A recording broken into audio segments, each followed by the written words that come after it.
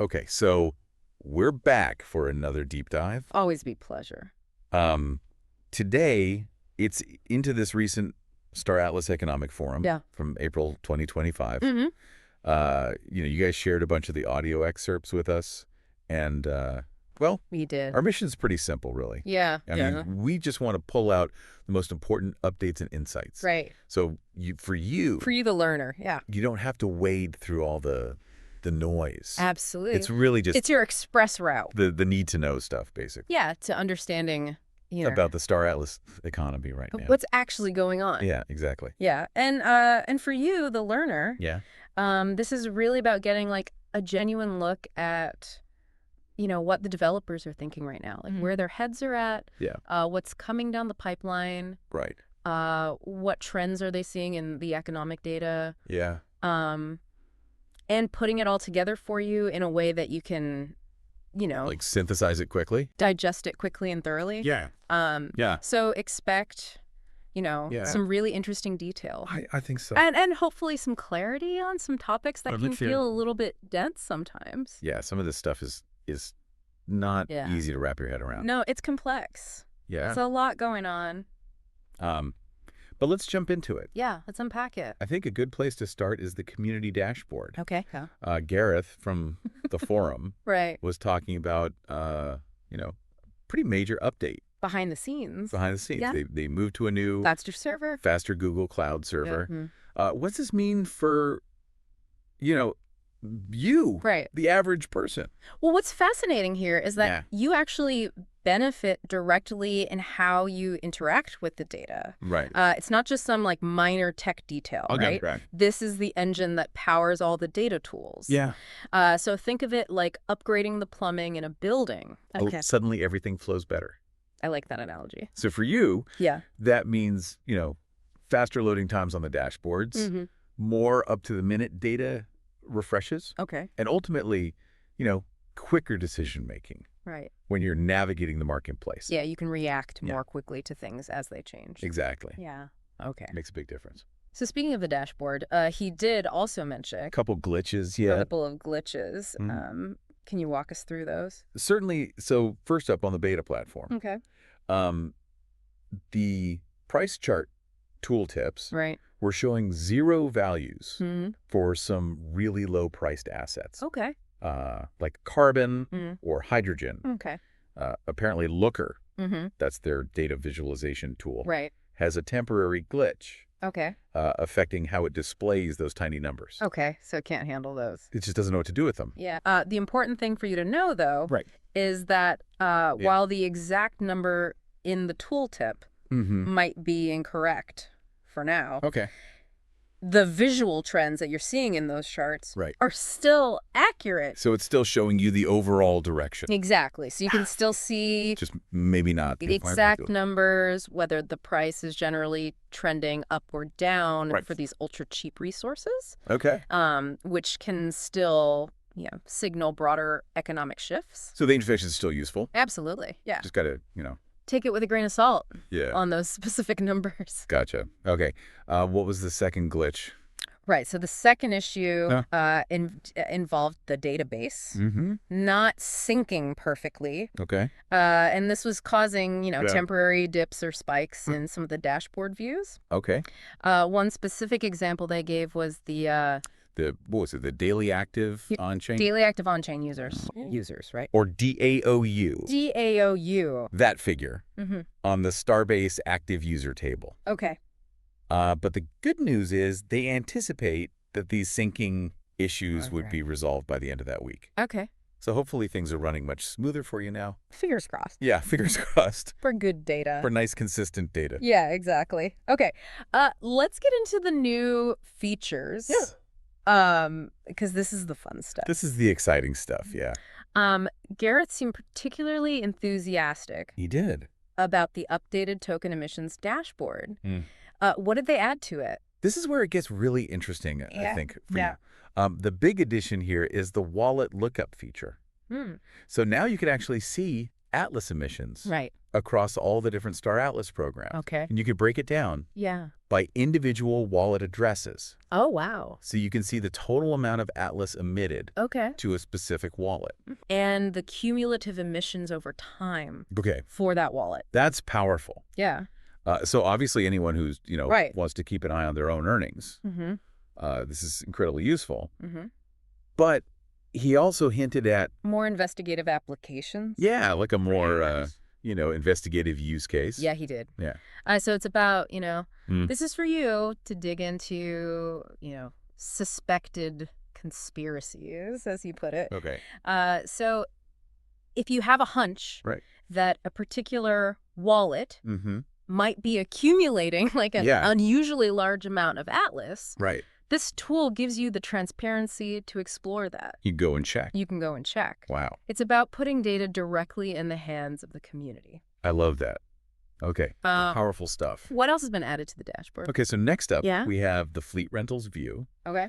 This gives us some really valuable aggregate data. Uh-huh. So we're talking about total outstanding VWOP. That's right. And, VWP being basically the total market value Right. of all pilotable assets that Okay. are currently being rented out Across the whole game. across all game. Yeah. Okay.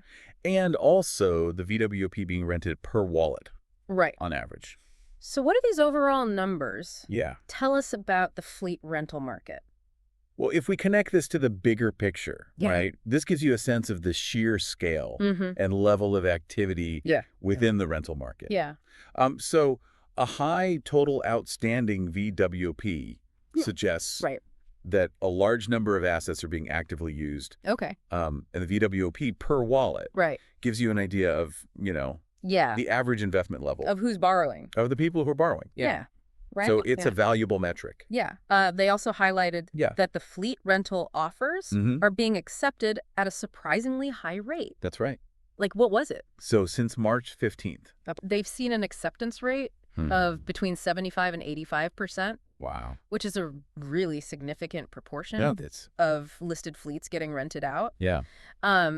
And what's even more telling, I think, is Yeah. the suggestion that the remaining unrented fleets Right. are likely because they're not priced competitively. Oh, they're just. Yeah. So if a fleet is priced in line with the market, Sure. chances are it's getting rented out Because the demand's so high. due to the high demand. Yeah. Okay. And they even had that anecdote about the Titan, Yes. right? A Titan in the MUD faction was rented out How much was it? with payments exceeding 1 million Atlas, Oh, my God. which really highlights the value Wow. that borrowers are finding in gaining access to these high-end assets That's wild. 1 million Atlas. through the rental system. Yeah. That's a lot of Atlas. And it directly ties into the increased activity we're seeing Right. at Starbases Yeah. and the growing demand for ships across the board. Makes sense. Yeah. So what's on the horizon Yeah. for the community dashboard? What's coming up? Like, what can you expect to see Well, next? So Gareth mentioned that a detailed fleet activity lookup feature is Yeah. almost done. Yeah.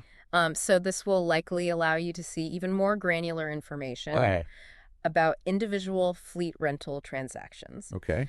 Following closely behind that is a DAO treasury view, Mm-hmm. which they described as coming very, very soon. Okay. So that's going to offer like unprecedented transparency into Yeah. the DAO's financial holdings. I can't wait for that one. Yeah, it'll be really interesting. Okay. So longer term then. Yeah. What's their vision for the dashboard? So the most ambitious goal they discussed was the game activity wallet lookup. Okay. And the faster speeds of this new server Right. are making this much more achievable. Okay. So the aim is to be able for you to enter any wallet address Right. and see every single stage metric. Associated with it. So basically, Yeah. Think of it as like a complete audit trail wow, of a wallet's economic activities within the game. that's a lot of data. That is a massive amount of data. Yeah. Okay. So engagement then Yeah. with the existing dashboards Right. and the quarterly reports. Mm-hmm. How's that looking? So the numbers they shared are actually quite encouraging. Okay. So this past quarter saw roughly 3,200 Okay. unique interactions Mhm. on the community dashboard itself. Okay. The latest quarterly report Right. have had around 1,000 page views Okay. and about 300 unique downloads so far. Okay. And they anticipate a total of 400 to 600 downloads Yeah. by the end of the quarter. So not bad. Yeah, so that level of participation really suggests a strong and ongoing interest Right. from the community Yeah. in understanding the Star Atlas economy. Yeah, people are paying attention. They are. Even with, Maybe the consider... broader market, the broader crypto market conditions. Yeah. Really? Okay. And last thing on this, any hints about where the dashboard's going next? In terms of integration. Yeah. Yeah, like integration. So there were some really interesting ideas being considered. Okay. They mentioned the potential to integrate the dashboard directly into the UE5 game client Oh, wow. as an interactable panel. That'd be cool. Yeah. Like right in the game. Yeah. Or even directly into Sage. Just Sage, yeah, as an overlay. That'd be cool too. Yeah. It So it would make it so easy. would make the data Yeah. much more accessible. Yeah, just right there. Yeah, while you're actually in the game. Yeah. Yeah. Cool. Okay. Let's shift gears now Okay. and look at the quarterly economic report. Right. And specifically the data since the snapshot around March 15th. Yeah. What were some of the highlights? Okay, so So, one of the most significant shifts, I think, was that ONI surpassed MUD as the top Atlas earner. as the top Atlas earner this past quarter. Oh, wow. So historically, MUD has held a considerable advantage. Right, because they were one of the Due to being one of the earliest and most established factions, leading to, greater accumulated wealth. Right. However, this report indicates that the gap is closing. Okay. With ONI now demonstrating Right. a much higher VWAP to Atlas output ratio. Okay, and remind me what VWAP is again. VWAP stands for value weighted average price. Okay. Yeah. Okay, so they're... It's essentially a way to measure the average price of an asset, Right. taking into account the volume traded at different price points. Right. And what's interesting is the report notes that all factions actually saw an increase in their overall productivity. Okay, that's good across the board. Across the board, yeah. Yeah. Okay. What about the Golden Carnival event? Right. So the Golden Carnival was basically part 2 Okay. of the Golden Ticket Initiative. Right. So players could craft these tickets and contribute them to a redemption system in exchange for prizes based on VWOP. Okay. This resulted in a significant burn Okay. of about 158 million Atlas Wow. worth of resources. Okay. So the idea behind reimagining the golden tickets was to provide earning opportunities for players during periods of transition between different primary Atlas earning game mechanics. So it's kind of like a... Yeah, it was designed to stimulate economic activity by encouraging both, the use of Atlas and the movement of assets within the economy. Right, get things moving. Exactly. Okay. Now, the report did mention a contraction in Star Atlas GDP. It did. That might sound a little concerning to some people. Might seem that way at first glance, yeah. Can you unpack that for us? So this is the first time they've recorded 2 consecutive quarters showing negative GDP growth. Right. With a, pretty significant 44% contraction. Yeah, that's a big drop. In this last quarter. Yeah. However, it's really important for you to understand that GDP in Star Atlas is a rather volatile measure that tracks burn activity. Okay, so it's not necessarily... Yeah, we've seen... picture. We've seen much larger gains in the past. Right. And the report actually points out that a recovery is already underway since March 15th. So it's bouncing back. It is, yeah. Already. Right. And this rebound is largely being driven by the positive impact of the fleet rental program. Okay, so while, a contraction is something to note, it's not necessarily a sign of long-term decline. Exactly, especially with the fleet rental program providing such a clear economic boost. Right, okay, let's dig a bit deeper into that. Yeah. The fleet rental program's impact. Okay.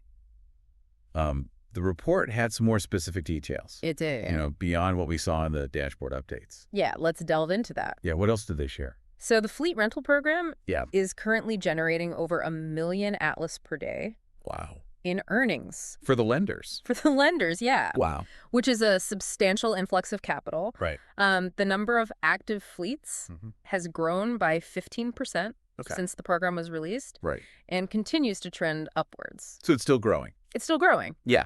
They've also seen a particularly noticeable increase in demand for the smallest ship classes, extra, extra small, and small ships, with percentage increases in the single and double digits, respectively. And we're also observing a shift in the volume of resource trading, moving from the galactic marketplace to the local markets. To local markets. Within individual star systems. Yeah. So that local market shift's interesting. It is.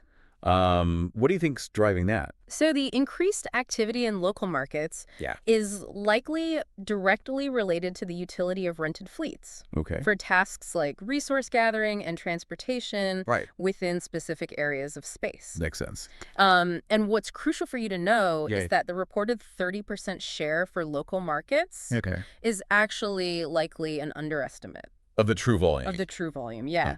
Because transactions that happen through chain space stations, CSS, aren't fully captured in the current data. Okay, so it could be even higher. Yeah, so the actual proportion of resource volume being traded locally could be considerably higher. Interesting. Okay, so what about overall emissions levels? Yeah. And, just general activity? Right, so the report highlights increased fluctuations in Atlas emissions, which they attribute to the introduction of the new faction infrastructure contracts and the ongoing adjustments as they move away from relying on LP stability. However, the average level of emissions hasn't changed dramatically. They also reiterated that the daily amount of Atlas emitted doesn't have a direct and immediate impact on the token's price. Yeah, not on the same day. Not on the same day, no. It's worth noting that ONI is leading the other factions in transitioning to these new FITS contracts while still maintaining LP stability. Which is different from... Which is a different approach compared to MUD and OST. Yeah. So each faction's going to do its own thing. Yeah, they're each kind of navigating this transition in their own way. Yeah. Okay. The report also had some census data insights. It did. What was the takeaway there for you? So the longstanding trend continues to hold true. Players who are more actively involved across multiple facets of the Star Atlas ecosystem. Those who own the currency hold NFTs. Participate in DAO voting, are employed in-game. They tend to experience better preservation of their wealth compared to individuals who are primarily exposed to single types of assets. Gotcha. So diversification is key. Diversification is key. Yeah. Okay. And what about GDP? Broken down by faction.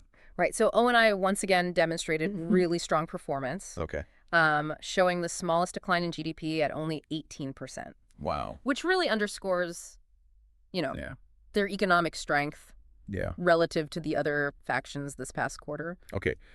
Let's circle back to the fleet rental program for a second. Yeah. The report had a kind of deeper dive into its performance. It did. What other details did they share? So we got to look at median rental rates, which give a good sense of, the average cost. The average cost to borrow different types of fleets. The number of fleets being rented varied between factions, with MUD actually showing a higher overall volume.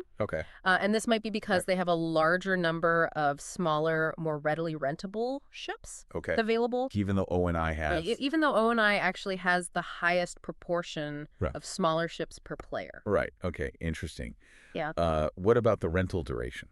Yeah, so the report also discussed the median rental duration, and there's a desire to see this increase over time as both lenders and borrowers become more comfortable and confident with the rental system. Yeah, as they get used to it. Yeah. And the continued growth in fleet rentals. Since that mid-March snapshot, really highlights the program's increasing popularity. Yeah, it's really taking off. It is.